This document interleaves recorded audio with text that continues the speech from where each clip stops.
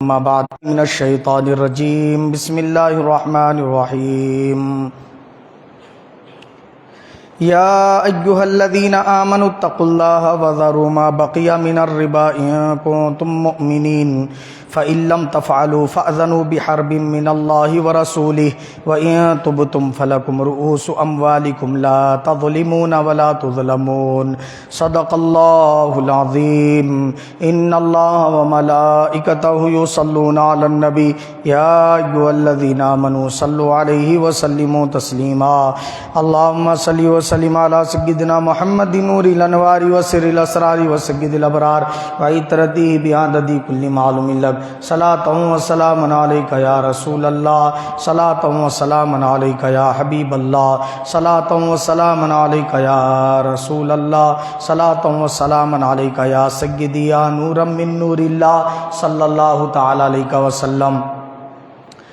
عزیزان ملت اسلامیہ، یہ اللہ رب العزت کا بے پناہ فضل و کرم ہے کہ اس نے ہم تمام کو ہر جمعہ کی طرح آج بھی یہاں جمع ہونے کی سعادت نصیب فرمائی۔ جیسا کہ آپ تمام حضرات جانتے ہیں کہ ہماری پچھلے جمعہ جو گفتگو شروع ہوئی تھی، اس گفتگو کے ساتھ ہم نے آغاز کیا تھا کہ سود خوری کیا چیز ہے اور سود خوری کرنے والوں کا انجام کیا ہے، اور اس پر اللہ اس کے رسول نے وعیدیں کیا بیان فرمائی۔ ہم نے احادیث کے حوالوں کے ساتھ یہ بات ملاحظہ کی کہ رسول پاک نے فرمایا کہ جو شخص سود خوری کرتا ہے، سود لیتا اور دیتا ہے، سود خوری کرنے والا جو شخص ہے، گویا اپنی ماں کے ساتھ اگر کوئی شخص 73 مرتبہ زنا کرتا ہے تو اس سے بھی بڑا گناہ سود خوری کرنا ہے۔ اور ایک حدیث پاک میں رسول پاک صلی اللہ علیہ وسلم نے فرمایا کہ سود خوری کرنے والے شخص پر اس کا مال تنگ کر دیا جاتا ہے، سود خوری کرنے والے شخص کے لیے ہلاکت اور بربادی ہے۔ سود خوری شخص جو کرنے والا ہے وہ شخص کا پیٹ جو ہے کئی منزلہ عمارت کے اتنا بڑا ہوگا، اور اس میں سانپ اور بچھو اسے ڈس رہے ہوں گے، ڈنک مار رہے ہوں گے، اور حدیث پاک میں حضور نے فرمایا کہ وہ ادھر ادھر لڑک رہا ہوگا۔ قرآن مجید میں اللہ پاک نے فرمایا جب قیامت میں سود خور اٹھے گا تو اس طرح اٹھایا جائے گا جیسے اس پر کسی نے آسیب کر دیا ہو، آسیب کا جن کا جس پر سایہ ہو جاتا ہے، وہ جیسا جو ہے نا کیا دیوانوں پاگلوں جیسی حالت میں ہوتا ہے، جس کے ہوش و حواس اس کے قابو میں نہیں ہوتے، ویسے پاگلوں کی طرح کیا ہے وہ قبر سے اٹھایا جائے گا۔ اسی طریقے سے قرآن مجید کی آیت شریفہ میں ارشاد فرمایا اللہ پاک نے تیسرے پارے میں، یا ایھا الذین آمنوا اتقوا اللہ وذروا ما بقی من الربا، اے وہ لوگو جو ایمان لائے ہو، تم ڈرو اللہ تعالیٰ سے اور چھوڑ دو سود خوری کرنا۔ وذروا ما بقی من الربا، جو کچھ تم نے سود پر کسی کو اگر قرض دیا ہے تو پھر وہ جو تمہاری رقم ہے وہ لے لو، اور جو کچھ اس پر اضافتاً لینا ہے وہ چھوڑ دو، فرمایا اللہ پاک نے۔ اگر تم ایمان والے ہو تو ایسا کرو، اگر ایمان والے نہیں ہیں تو پھر اللہ تعالیٰ تم کو کوئی حکم نہیں دیتا۔ فرمایا فَإِن لَّمْ تَفْعَلُوا فَأْذَنُوا بِحَرْبٍ مِّنَ اللَّهِ وَرَسُولِهِ، جو کوئی اللہ کا یہ حکم آ جانے کے بعد اپنے مال پر زائد رقم لیتا ہے تو پھر وہ شخص سے اللہ اس کے رسول کی اعلان جنگ ہے۔ کیا فرمایا اللہ نے؟ اللہ اور اس کے رسول اس سے اعلان جنگ کر رہے ہیں، وہ اللہ رسول سے لڑائی کر رہا ہے۔ فرمایا وَإِن تُبْتُمْ فَلَكُمْ رُؤُوسُ أَمْوَالِكُمْ، اور اگر تم توبہ کر لو اور اپنا اصل مال لے لو، نہ تم کسی کو نقصان پہنچاؤ نہ تمہیں نقصان پہنچایا جائے گا۔ یہ اللہ رب العزت نے ان آیات پاک میں فرمایا۔ تو اس سے معلوم ہوا کہ جو شخص سود خوری کرنے والا ہے گویا کہ وہ اللہ اس کے رسول سے اعلان جنگ کر رہا ہے اور اللہ اس کے رسول سے لڑائی کر رہا ہے۔ یہ سب وعیدیں ہم نے احادیث شریفہ اور قرآن شریف کی روح سے سماعت فرمائی۔ اب رہا یہ مسئلہ کہ سود جو ہے نا کب ہوتا ہے اور کب نہیں ہوتا، اس کو جاننا ضروری ہے کہ کب ہوتا ہے کب نہیں ہوتا۔ تو جب نہیں ہوتا شریعت کی روح سے سود، اس کو سود بولنا غلط ہے، اور وہ بندے کے لیے یہ سزائیں جو سنائی گئی وہ ہے ہی نہیں، کیونکہ وہ اس وقت سود خور کہلاتا ہی نہیں۔ بات سمجھئے؟ جب سود ہوگا، اگر کسی نے وہ لیا ہوگا، تب اس پر یہ سارے احکامات نافذ ہوں گے، اور یہ عذابات جو بیان کیے گئے وہ سارے کے سارے عذابات کا وہ مستحق بن جائے گا۔ دیکھیے، چاندی اگر 4 تولہ دی، چاندی اگر 4 تولہ دی اور 5 تولہ لی واپس لیتے وقت، تو یہ سود ہے۔ کیا ہے یہ؟ سود۔ کیونکہ چاندی کی ہم جنس ہے۔ چاندی کیا ہے؟ چاندی کی ہم جنس ہے اور ہم وزن بھی ہے، مطلب اس کو تولا جاتا ہے ماشے کے حساب سے، تولے کے حساب سے، رتی کے حساب سے اس کو تولا جاتا ہے۔ کس کو؟ چاندی کو اور سونے کو۔ تو جس کو تولا جاتا ہے تولے کے ذریعے، رتی کے ذریعے، ماشے کے ذریعے، تو وہ تولی جانے والی چیز اگر ایک ہی نام کی ہو، دیرے بھی لیرے بھی، تو اس صورت میں اس کو اس کے اضافے کے ساتھ واپس لینا سود کہلاتا ہے۔ کیا کہلاتا ہے؟ سود۔ مثال کے طور پہ آپ نے کسی کو 4 تولہ سونا قرض میں دیا، واپس لے رہے 5 تولہ، تو صورت میں یہ 1 تولہ جو بڑھ کے لے رہے سود ہے۔ چاندی دے رہے 4 تولہ یا 3 تولہ، واپس لیتے وقت لے رہے 4 تولہ یا 5 تولہ، تو اس صورت میں جو 1 تولہ بڑھ کے لے رہے وہ سود کہلاتا ہے۔ بات سمجھ گئے؟ دوسرا ہے، اب دوسری بات کہ ہم جنس اب کس کو بولتے اس کی وضاحت کر رہے، جو نام اور کام میں یکساں ہو۔ اگر نام تو یکساں ہے مگر کام الگ ہے تو وہ ہم جنس نہیں ہوا۔ ہم جنس نہیں ہوا تو اس پر اضافے میں اگر لیے تو سود نہیں ہوتا۔ اب مثال دے رہا ہوں میں، مثال کے طور پہ مٹی کا تیل بولے، ہے نہیں؟ مٹی کا تیل کس کو بولتے ہیں؟ مٹی کا تیل گیس تیل کو بولتے، پٹرول کو بولتے، ڈیزل کو بولتے، یہ مٹی کا تیل ہے۔ اسی طریقے سے تل کا تیل بولے، اسی طریقے سے کھوپرے کا تیل بولے، پھلی کا تیل بولے، سرسوں کا تیل بولے۔ تیل ہونے میں یہ سارے کے سارے تیل ہے نام کے حساب سے، مگر کام میں یکساں نہیں ہے سب۔ سمجھ رہے؟ کام ان کا جدا ہے۔ پہلے کیا بتائے؟ ہم جنس کس کو بولتے؟ نام بھی سیم رہنا، کام بھی سیم رہنا، اس کے فوائد اور تاثیرات بھی سیم رہنا، تب جا کے کیا ہوتا اس میں اگر اضافتاً لیے دے کے تو وہ سود کہلاتا۔ لیکن یہاں پہ بات کیا ہے؟ تیل سب کا نام تو سیم ہے لیکن نام سیم ہے، کام الگ ہے۔ گیس تیل کی تاثیر الگ ہے، پٹرول کی الگ ہے، ڈیزل کی الگ ہے، اسی طریقے سے کھوپرے کے تیل کی الگ ہے، سرسوں کے تیل کی الگ ہے، پھلی کے تیل کی الگ ہے، تل کے تیل کی تاثیر الگ ہے۔ نہیں، اس طریقے سے جتنے قسم کے بھی اب آپ تیل لے لیں، پھول کے لے لیں، پھلوں کے لے لیں، نہیں کسی بھی قسم کے بیجوں کے لے لیں، چاول کا بھی تیل نکلتا ہے اس کو بھی تیل لے لیں، کہہ لیں، تو اس کے تاثیرات اور فوائد الگ الگ اور جدا جدا ہیں۔ تو کام اور نام دونوں سیم نہیں ہوئے، اس لیے وہ ہم جنس نہیں ہوا۔ تب اس کا مطلب یہ ہوا آپ گیس تیل 2 لیٹر دیے اور پھلی کا تیل لے لیے 3 لیٹر، تب 1 لیٹر بڑھ کے لیے، تو یہ سود نہیں ہوتا۔ کیوں نہیں ہو رہا؟ انہوں دونوں ہم جنس نہیں ہیں۔ سمجھ گئے میری بات کو؟ نہیں سمجھے؟ دیکھو، کھوپرے کا تیل ہے، پھلی کا تیل ہے، آپ کھوپرے کا تیل دے رہے 2 کلو، پھلی کا تیل لے رہے 3 کلو، تو اس صورت میں یہ 1 کلو جو بڑھ کے لے رہے، اب یہ سود نہیں کہلائے گا۔ کیوں نہیں کہلائے گا؟ نام دونوں کا تیل ہونے میں سیم ہے لیکن کام ان کے تاثیرات اور فوائد الگ ہے، اس وجہ سے اس میں کمی بیشی کر کے لینا دینا سود نہیں کہلاتا۔ بات سمجھ میں آ گئی؟ اب آگے چلیے، اسی طریقے سے بکری ہے، گائے ہے، اونٹنی ہے، ہرنی ہے، ان سب سے بھی دودھ نکلتا۔ دودھ لیتے، بکری کا بھی دودھ بیچا جاتا، فروخت کیا جاتا، گائے کا بھی، اونٹنی کا بھی، بھینس کا بھی۔ تب یہ دودھ بولے جانے میں سب سیم ہے، نام میں سیم ہے لیکن تاثیرات میں الگ الگ ہے۔ اب کوئی اگر 2 لیٹر بکری کا دودھ دیا اور اس کے بدلے میں لیا 3 لیٹر اونٹنی کا دودھ، تو یہ سود نہیں ہوتا۔ سمجھ گئے نا؟ اونٹنی کا دودھ دیا 1 لیٹر، 2 لیٹر جو ہے نا گائے کا دودھ لیا، سود نہیں ہوتا یہ۔ کیوں نہیں ہوتا؟ کیونکہ یہ دودھ ہونے میں تو سیم ہے نام میں، لیکن ان کی تاثیرات کے حساب سے، ان کے فوائد کے حساب سے جدا گانا ہے، ہم جنس نہیں ہوئے یہ۔ ہاں اگر کوئی بندہ بکری کا ہی دودھ دیا 2 لیٹر اور واپس لینے میں بکری کا دودھ لے رہا، تو اس صورت میں نام بھی سیم ہو گیا، کام بھی سیم ہو گیا، اس صورت میں کہلائیں گا سود۔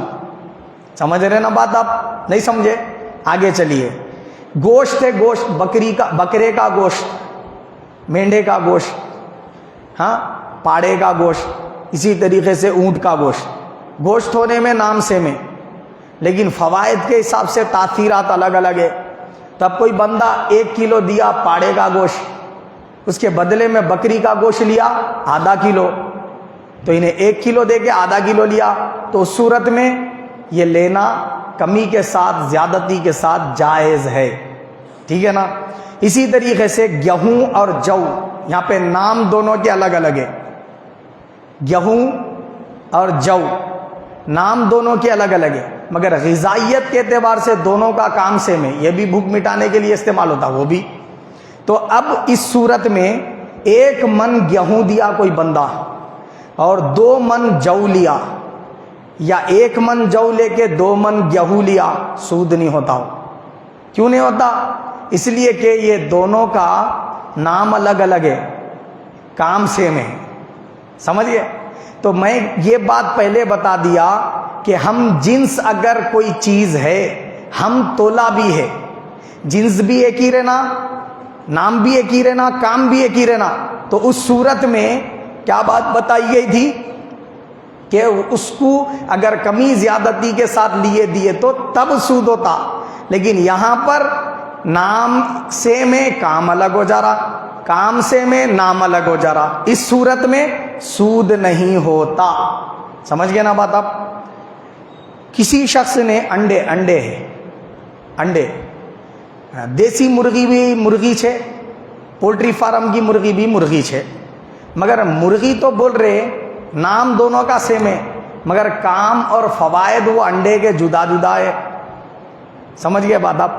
اب دیسی انڈے انہیں دیا 5 اور پولٹری فارم سے انڈے لے رہا، اس کو یہ 5 انڈے دے کے دیسی پولٹری فارم کے جو ہے نا کیا ہے 10 انڈے لے رہا انہیں، تو اس صورت میں یہ جائز ہے یا نہیں ہے؟ جائز ہے، یہ سود ہوتا ہی نہیں۔ اگر کوئی شخص یہ بولا بھائی کم انڈے دے کے زیادہ انڈے لے رہے سود ہوتا، بولے تو اس کے بولنے سے سود نہیں ہوتا، یہ شریعت کی اصطلاح میں اس کو سود کہنا ہی غلط ہے، پہلی بات سمجھ گئے نا بات آپ؟ تو جو سود ہے وہ سود کو جائز سمجھنا یہ کفر میں لے جانے والی بات ہے، اور جو سود ہے ہی نہیں اس کو سود سمجھنا یہ بھی کفر میں لے جانے والی بات ہے۔ تو اس صورت میں یعنی اللہ نے جس کو حلال کر دیا اس کو حرام سمجھنا کفر میں لے جانے والی بات ہے، اور جس کو اللہ نے حلال کر دیا اس کو حرام سمجھنا یہ بھی گناہ میں لے جانے والی بات ہے۔ حلال کو حرام سمجھو یا حرام کو حلال سمجھو، دونوں صورتوں میں آدمی کافر ہو جاتا ہے۔ تو علماء کرام نے قرآن اور حدیث کو سامنے رکھ کر اس کا نچوڑ ہم کو دیا ہے اور فرمایا ہے کہ سود کب ہوتا ہے اور کب نہیں ہوتا۔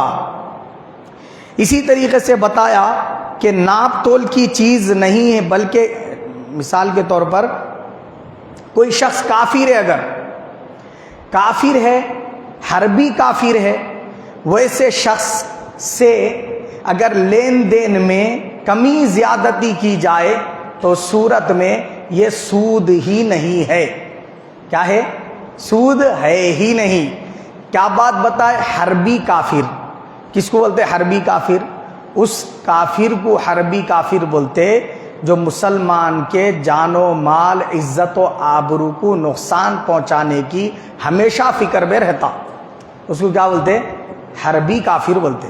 ایسے کافر کے ساتھ اگر آپ اس کو قرض دیے 10,000 روپیے اور انہیں اس بات پر خوشی سے راضی ہے، اس کے مذہب کے اعتبار سے وہ جائز ہے کہ انہیں 10,000 لے کر اس پر 1,000 زائد رقم بڑھ کے آپ کو دے رہا، 2000 بڑھ کے دے رہا، 3000 بڑھ کے دے رہا، تو یہ بڑھ کے دینا اس کا سود نہیں ہے۔ یہ کہاں کی بات ہو رہی؟ یہ اس جگہ کی بات ہو رہی جہاں پر اسلامی حکومت نہیں ہے۔ اب ہندوستان کیا ہے؟ ایسا ملک ہے جہاں اسلامی حکومت نہیں ہے، مگر ایسا بھی ملک ہے ساتھ میں جس پر 850 سال تک مسلمانوں نے حکومت کی ہے۔ تو جس وقت مسلمانوں نے حکومت کی تھی اس وقت مسلمانوں کی تعداد زیادہ تھی یا کم تھی؟ کم تعداد میں تھے، کافر اس وقت بھی زائد تعداد میں تھے، مگر مسلمان حکمران تھے۔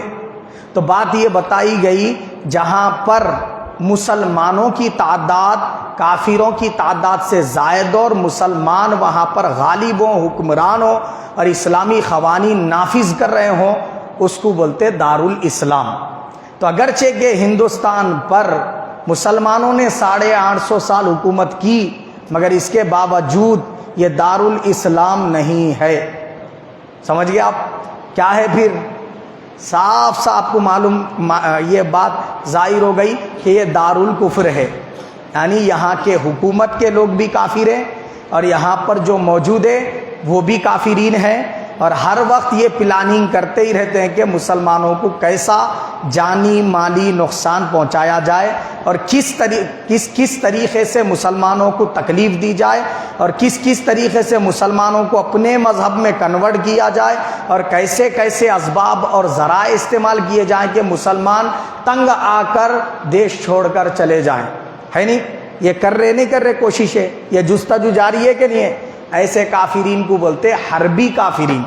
تو جب مسلمان ایسی جگہ پر ہوں اور وہاں پر وہ ان کے ساتھ کاروبار کر رہے ہوں اور ان کے کاروبار کرنے میں قرض کے دینے لینے میں اضافتاً رقم ان سے حاصل کر رہے ہوں اور اس میں مسلمانوں کا نفع ہو رہا ہو، تو وہ مسلمانوں کا کافروں سے نفع اٹھانا کافروں کی مرضی کے تحت، ایسا نہیں کہ ہم ان پہ زبردستی کر رہے ہیں، ان کے اوپر جو ہے نا کیا ہے معلوم ہے مارم پیٹی کر کے ان کی مرضی کے خلاف وصول کر رہے، نہیں، ایسا نہیں ہے، بلکہ انہیں خود خوشی اپنی مرضی سے دے رہا۔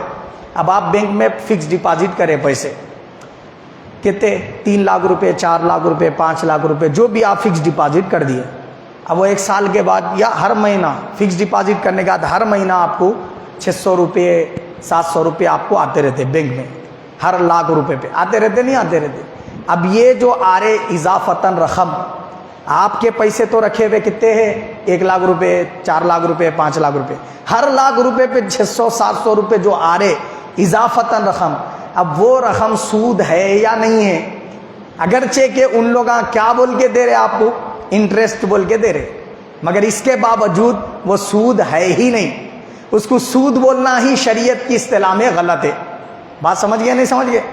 وہ جو ہے نا کیا ہے معلوم ہے، آپ لے بھی سکتے ہیں، استعمال میں لا بھی سکتے ہیں، کسی غریب کی ان پیسوں سے مدد بھی کر سکتے ہیں، خیرات کر سکتے ہیں، مدارس میں دے سکتے ہیں، جیسا چاہے آپ وہ پیسے کا استعمال کر سکتے ہیں۔ ٹھیک اسی طریقے سے اگر کوئی مسلمان گورنمنٹ جب نوکری کرتا ہے تو اس کے جو ہے نا کیا ہے ریٹائرمنٹ کے بعد اس کو جی پی ایف بول کے کیا کرتے، اس کو دیتے، یعنی اس کی سیلری میں سے کچھ حصہ کٹ ہوتے رہتا اور وہ جمع ہوتے رہتا۔ اگر ایسا زائد رقم مل رہی ہے تو وہ رقم اگرچہ کہ دینے والا انٹرسٹ کہہ کر دے تب بھی وہ سود نہیں ہے، اس کا لینا جائز ہے اور اس کو آپ جیسا چاہے استعمال میں لا سکتے ہیں۔ اسی طریقے سے آپ کیا کرتے ہیں؟ لائف انشورنس پے کرتے، نہیں، زندگی کا بیمہ بول کے پہ جو ہے نا اس کو بنتے رہتے، ہر منتھلی کے حساب سے یا سال کے حساب سے اتنے ہزار بندے کا رہتا۔ تب اس میں کیا ہوتا؟ اس میں اگر آپ کا کوئی حادثہ ہو جاتا ہے یا موت واقع ہو جاتی ہے یا کوئی آپ کو مہلک بیماری آ جاتی ہے تو اس صورت میں وہ کیا کرتے؟ اپنی طرف سے زائد رقم دے کر آپ کا تعاون کرتے۔ تو وہ زائد رقم انٹرسٹ بول کے دیتے ہو، اس صورت میں اس کا لینا جائز ہے کہ نہیں ہے؟ بالکل جائز ہے۔ کہاں کی بات ہو رہی ہے؟ اسلامی کنٹری کی بات نہیں ہو رہی، وہاں پہ تو یہ زائد رقم دینا سود ہی کہلائے گا۔ یہ بات ہو رہی دارالکفر کی، جہاں کافروں کی حکومت ہے، وہاں کے لیے یہ بات ہو رہی۔ ایسے ہی حکومت کی طرف سے بینک سے لون دیے جاتے, 15 لاکھ کا لون دے رہے, آپ کو جو ہے نا کیا ہے پے کرنا رہتا 10 لاکھ, وہ بھی قسطوں میں, پھر آگے چل کے آپ کو وہ 5 لاکھ معاف ہو جاتے. تب اس میں مسلمان کا فائدہ ہے کہ نہیں ہے؟ تب یہ لون اٹھانا مسلمان کے لیے جائز ہے نہیں ہے؟ بالکل جائز ہے. تو علماء نے بیان کیا, حنفی احناف کے علماء کی بات ہو رہی ہے. کون سے علماء کی بات بیان کروں میں؟ احناف, حنفی مسلک کے علماء کا فتویٰ بیان کر رہا ہوں. اور فتویٰ جامع نظامیہ کے علماء کا بھی یہ بک کی صورت میں میرے پاس موجود ہے. انگلش میں بھی فتویٰ ہے, پریشان مت ہوئیے, انشاءاللہ اس کو فیس بک پہ بھی ڈال دیں گے. یہ پورا اردو میں بھی فتویٰ میرے پاس موجود ہے, جو باتیں سنا رہا ہوں, اور یہی کیا ہے انگلش میں بھی فتویٰ موجود ہے. تو چھوٹی سی بک جو ہے نا تحریر کر دی گئی ہے. تو اس پر مفتی علامہ مفتی خلیل احمد صاحب قبلہ, اور جو ہے نا کیا ہے مفتی عظیم الدین صاحب, مفتی صادق محی الدین صاحب, اور جو ہے نا مفتی محمد اقتدار احمد خان نعیمی, یہ سب حضرات نے کیا ہے اپنے اپنے فتاویٰ دے کر امت مسلمہ کو یہ بات بتائی کہ حوالوں کے ساتھ کہ یہ جو ہے نا سود ہے ہی نہیں. اسی طریقے سے ایک بک ہے, کیا نام ہے اس کا, بینک انٹرسٹ اور لائف انشورنس کی شرعی حیثیت. چھوٹی سی بک ہے, پتلی سی, یہ بھی انشاءاللہ فیس بک پہ ڈال دیتا ہوں میں, جس کو بھی ڈاؤن لوڈ کرنا ہے وہ ڈاؤن لوڈ کر لے سکتے. اس میں بھی آپ کو یہ سارے مسائل کا حل مل جائے گا. اگر کچھ مسئلہ چھوٹ بھی جاتا ہے تو آپ کو اس میں سے مل جائے گا. تو میں یہ عرض کر رہا تھا کہ یہ بینک سے زائد رقم جب مل رہی ہے اس کو انٹرسٹ بولنا ہی غلط ہے, وہ سود ہے ہی نہیں شریعت کی روح سے. تو پھر وہ جو احادیث بتائی گئی ہیں, قرآن کی یہ جو آیات بتائی گئی ہے, یہ اس پر تھوپنا اور مسلمان کو لاگو یہ کرنا کہ تو گناہگار ہو جائے گا اگر یہ لے گا, تو یہ بالکل غلط بات ہے. سمجھ گئے بات آپ؟ تو بینک میں جب آپ یہ لین دین کرتے ہیں, فکس ڈپازٹ کر کے زائد رقم لیتے, تو یہ سود ہے ہی نہیں, اس کو انٹرسٹ بولنا غلط ہے. اور یہ جو ہے نا شریعت کے اعتبار سے وہ زائد رقم کا لینا جائز ہے, تو پھر وہاں پہ جاب کرنا بھی جائز ہے. سمجھ گیا آپ؟ وہاں پر نوکری کرنا بھی آپ کے لیے جائز ہے. اب ایک کافر شخص نے کئی گاڑیاں لیے, مطلب آٹو جو ہے نا کئی خرید لیے اس نے, اور وہ انٹرسٹ کے ساتھ کیا ہے دے رہا ہے. تب ایک مسلمان غریب جو ہے نا کیا ہے معلوم ہے, غربت کا مارا ہوا ہے, اس کے پاس کاروبار چلانے کے لیے کوئی پیسے نہیں ہے, کوئی معاوضہ کوئی رقم نہیں ہے, کوئی اس کی مدد بھی کرنے والا نہیں ہے. ایسی صورت میں اس بندے نے وہ آٹو والے کافر شخص سے ایک آٹو لے لیا, بولا کہ میں چلا کے قسطوں میں پے کر دوں. کچھ رقم دی, 10,000 20,000 جو بھی ہے وہ دے دیا. اب باقی کا جو 1 لاکھ یا پھر جو ہے نا 1.5 لاکھ 1.25 لاکھ جو بھی رقم ہے وہ آٹو کی, وہ میں قسطوں میں پے کرتا ہوں. بولا ہر مہینہ انہیں پے کرتے جا رہا, اس کو 3,000 4,000 3,000 4,000 جو بھی ہے. تب اس طریقے سے اس کا آٹو لے کر چلا لینا اور یہ کاروبار کر کے وہ پے کرنا, کیا یہ سود میں آتا؟ نہیں آتا سود میں. سمجھ گئے بات آپ؟ کیوں نہیں آتا؟ یہ کہاں پہ ہے؟ ہم ہندوستان کے اندر ہے. اب ایک شخص جو ہے نا کیا ہے, کسی کافر شخص کو کیا ہے رہن سے مکان دیا, کتنے لاکھ روپے لے کے؟ 5 لاکھ روپے دے. ایک شخص کیا ہے معلوم ہے, آپ کے پاس مکان ہے, آپ کو ضرورت ہے 5 لاکھ روپے کی. آپ کیا کرے, اپنا مکان ایک کافر شخص کو دیے. کئی کے لیے دیے؟ رہن کے لیے دیے. بولے کہ جو ہے نا کیا ہے رہن سے آپ رہو, اور وہ 5 لاکھ میں آپ کو 1 سال کے بعد 2 سال کے بعد واپس کر دیتا ہوں. تب اس صورت میں اس کو رکھ کے وہاں پر رہن سے وہ 5 لاکھ روپے آپ اپنے کاروبار میں لگا لے کے کما لینا, یا آپ کی جو بھی ضرورت ہے پوری کر لینا. پھر اس کا 1 سال جب آپ کا ختم ہو گیا, وہ اس کی رقم اس کو واپس دے کے اپنا گھر اپن لے لینا. کیا یہ صورت جائز ہوتی؟ تو اگر آپ دارالکفر میں کر رہے اور حربی کے ساتھ یہ معاملہ کر رہے تو وہ سود ہوتا ہی نہیں. لیکن یہی معاملات جو میں نے بتائے اگر ایک مسلمان شخص سے کرتے ہیں, آپ کہاں پہ رہ کے؟ ہندوستان میں رہ کے مسلمان سے اگر کر رہے, مسلمان کو دیے 10,000, واپس لے رہے 2,000 روپے بڑھ کے, تو یہ کہلائے گا سود. یہ 2,000 روپے جو زائد رقم لے رہے آپ, یہ کیا کہلاتی؟ سود. اسی طریقے سے آپ کسی مسلمان کو رہن سے مکان دیے 5 لاکھ روپے دے کے, ہاں اس کو کیا کرے معلوم ہے, اس سے 5 لاکھ روپے لے لیے اور کیا کرے اس کو رہن سے اپنا مکان دے دیے، تو کچھ نہ کچھ کرایہ متعین کرنا لازمی ہے۔ وہ شخص کچھ نہ کچھ کرایہ دینا اگر نہیں دے گا تو ویسی صورت میں اس کا وہ مکان سے فائدہ اٹھانا سود میں آ جائے گا۔ اب کتنے ایسے ہمارے مسلم بھائی ہیں جو کیا کر رہے ہیں، رہن سے جو ہے نا مکانات دے رہے، اور سود خوری کا کیا ہے معلوم ہے، اس زمرے میں آ جا رہے، اور یہ جو سزائیں سنائی گئی اس سزا کے مستحق بن جا رہے۔ بات سمجھ گئے آپ؟ اسی طریقے سے اگر کوئی شخص کاروبار میں پیسے لگا رہا، ایک بندہ مائنڈ میں بہت شارپ ہے، مائنڈ کے لحاظ سے کاروبار کا اس کو اچھا تجربہ ہے، اور انہیں کیا ہے معلوم ہے، پیسے سے خالی ہے، آپ کے پاس پیسہ ہے مگر دماغ نہیں، تو آپ کیا کریں، وہ بندے کو بولے بھائی میں 1 لاکھ روپے کاروبار میں تیرے ساتھ لگاتا ہوں، اب جو 1 لاکھ روپے ہے وہ تو میرے ہے، مگر اس پر جو بھی نفع آئیں گا تیرا میرا 50-50 بولے۔ تب اس طریقے سے شیئرز کا یہ جو کاروبار ہے یہ کرنا جائز ہے کہ نہیں ہے؟ جو پیسے لگایا انہیں وہاں پہ جا رہا نہیں، آ رہا نہیں، جو مائنڈ لگا رہا انہیں محنت کر رہا پوری، انہیں خالی پیسے لگایا 1 لاکھ روپے، اب نفع پورا بیٹھ کے کھا رہا انہیں 50%۔ تو اس صورت میں یہ نفع لینا جائز ہے کہ نہیں؟ علماء نے بتایا کہ جس سے آپ کر رہے یہ معاملہ اگر انہیں کافر ہے تب تو کیا ہے معلوم ہے، ہندوستان کے اندر حربی کفار سے نفع لینا جائز ہے، اور انہیں بخوشی اگر صرف نفع پر ایگریمنٹ کر رہا تو آپ کر سکتے اس کے ساتھ، لیکن اگر وہ جس کے ساتھ یہ کاروبار کر رہے مسلمان ہے تو اس سے پھر یہ ڈیٹیل پوری تفصیلی طور پہ لینا لازم ہے کہ انہیں وہ پیسے کون سے کاروبار میں لگا رہا، حلال کے کاروبار میں لگا رہا کہ حرام کے کاروبار میں لگا رہا، وہ پیسے کیسے قسم کے کاروبار میں لگا رہا، شراب پہ لگا رہا یا پھر جو ہے نا کیا ہے معلوم ہے چرس، گانجا، افیون، ڈرگس وغیرہ کے جو ہے نا بیچنے فروخت کرنے پہ لگا رہا، یا پھر جو ہے نا کیا ہے معلوم ہے فروٹس، ترکاری وغیرہ کے جو ہے نا کیا ہے معلوم کاروبار میں لگا رہا، یا زمینات کے کاروبار میں لگا رہا، یا پھر جو ہے نا کیا ہے لارج وغیرہ کے کاروبار میں لگا رہا، کون سے کاروبار میں لگا رہا اس کی ڈیٹیل حاصل کرنا پہلی بات۔ دوسری بات یہ ہے کہ وہ نفع میں بھی حصے دار رہنا، پیسے لگانے والا اور جو عقل لگانے والا ہے ان دونوں بھی نفع میں بھی حصے دار رہنا، نقصان میں بھی حصے دار رہنا، تو اس صورت میں یہ شیئرز کا کاروبار جائز ہوگا۔ اور اگر وہ کافر ہے تو صرف نفع کی صورت میں بھی آپ کاروبار کر سکتے، سمجھ گئے نا بات آپ؟ تو یہ کیا ہے معلوم ہے، چیزوں کو ذہن نشین رکھتے ہوئے اگر آپ یہ معاملات کرتے ہیں تو ان مقامات پہ جہاں پر مسلمان شخص سے آپ لین دین میں اضافتاً رقم لے رہے ہوں سود ہوگی، اور اگر کافر کے ساتھ لین دین میں اضافتاً رقم لے رہے ہیں تو وہ سود نہیں ہوگی۔